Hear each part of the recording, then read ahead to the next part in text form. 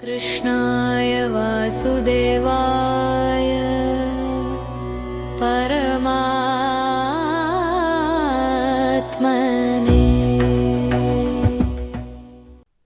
శ్రీమాత్రే నమః. అందరికీ దసరా శుభాకాంక్షలు. మా ఛానల్ భగవత్ వర్స్కు తిరిగి స్వాగతం. మన 9 రోజుల పవిత్ర ప్రయాణాన్ని కొనసాగిస్తూ ఈరోజు నవరాత్రుల్లో 3వ రోజు.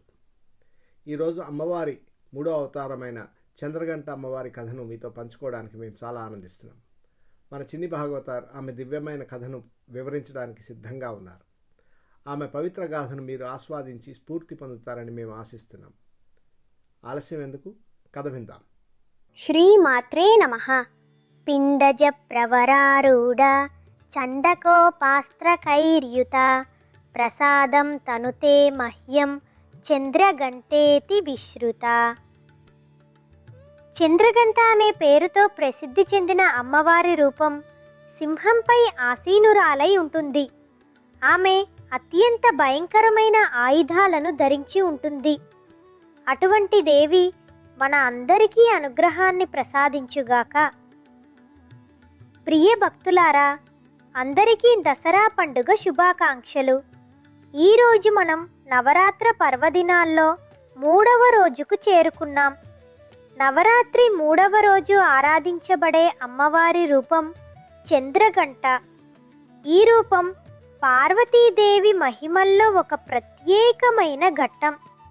ఒకవైపు ఉగ్రరూపం, మరొక వైపు శాంత స్వరూపం. భక్తులకు ధైర్యం, శత్రువులకు భయం కలిగించే రూపం. హిమవంతుని గృహంలో మహోత్సాహం. పూలతో అలంకరించబడిన భవనం, సప్తస్వరాలతో గలగలం మ్రోగుతున్న గంధర్వ గానాలు, దేవతలతో నిండిన వేదిక. అందరూ శివపార్వతుల వివాహాన్ని చూడటానికి ఉత్సాహంగా ఎదురుచూస్తున్నారు. కానీ వరుడి రాక మాత్రం అందరూ ఊహించిన దానికి విరుద్ధంగా జరిగినది. వరుడు, ఆ పరమశివుడు, తన గణాలతో భూతాలు, ప్రేతాలు, పిశాచాలతో కలిసి భయంకర రూపంతో ప్రవేశించాడు. శరీరమంతా భస్మం, జటాజూట దారి, మెడలో పాములు, చేతిలో డమరుకం, అందరినీ భయభ్రాంతులను చేసే రూపం.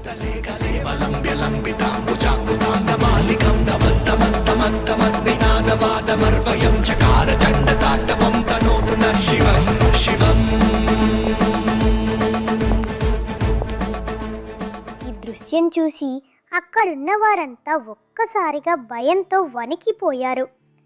ముఖ్యంగా పార్వతీదేవి తల్లిగారైన మైనాదేవి స్పృహ కోల్పోయి పడిపోయింది.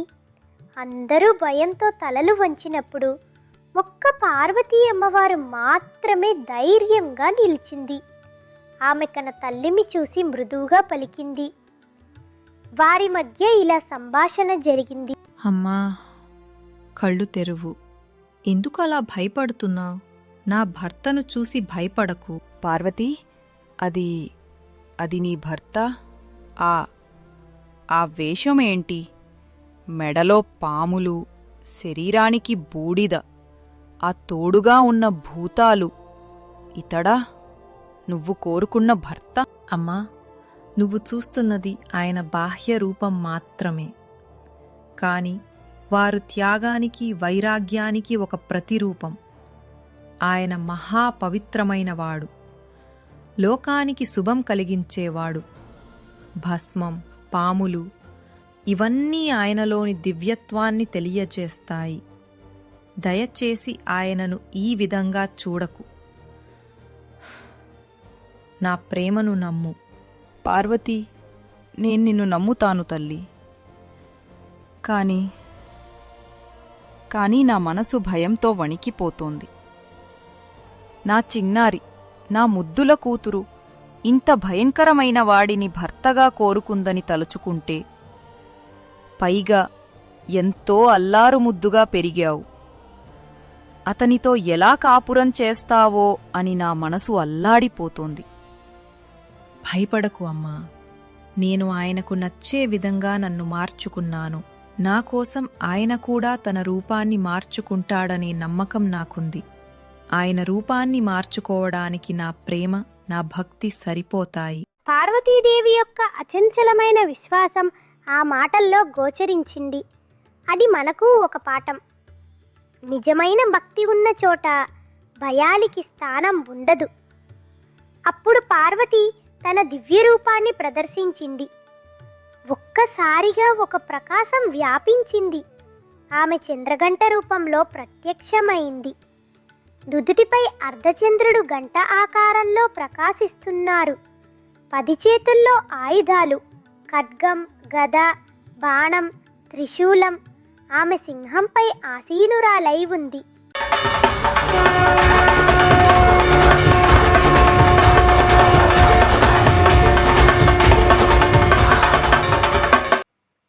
ఆ రూపం చూస్తే 2 భావాలు కలుగుతాయి. దుర్మార్గులకు అపార భయం, సన్మార్గులకు ప్రేమతో కూడిన అభయం. ఆ రూపంలో పార్వతీ శివుడిని ప్రార్థించింది. ప్రభు, నా తల్లిని, ఈ జడులందరినీ భయపెట్టకండి. ఈరోజు వివాహ మహోత్సవం ప్రశాంతంగా జరగాలి. దయచేసి సౌమ్య రూపంలో ప్రత్యక్షమవ్వండి. ఆమె ప్రార్థన విన్న శివుడు కరుణతో చిరునవ్వు చిందించాడు. వెంటనే తన భయంకర వేషధారణను విడిచి అత్యంత మనోహరమైన యువకుని రూపంలో నిలిచాడు. అతని సౌమ్య రూపం చూసి అక్కడున్న వారంతా చాలా ఆనందపడ్డారు. మైనాదేవి ఊపిరి పీల్చుకుంది. అలా శివపార్వతుల వివాహం శుభకార్యముగా ఘనంగా జరిగింది.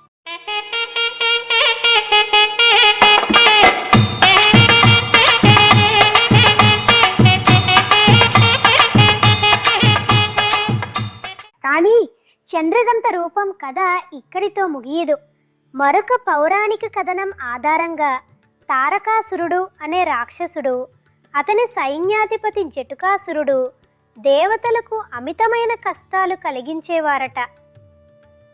ఒకనాడు యుద్ధంలో జటుకాసురుడు ఆకాశమంతా చీకటితో కప్పినప్పుడు చంద్రగంట అమ్మవారు చంద్రుణ్ణి సహాయం కోరారట. చంద్రుడు ప్రకాశమానుడై తన కాంతితో యుద్ధభూమి మళ్లీ ప్రకాశవంతమైంది. అదే సమయాన ఆమె నుదుటిపై ఉన్న గంట మ్రోగింది. ఆ దివ్యధ్వని రాక్షసుల గుండెల్లో దడ పుట్టించిందట. సింహ గర్జనతో కలిపి ఆ ఘంటానాదం రాక్షసు సేనను కుదిపేసింది.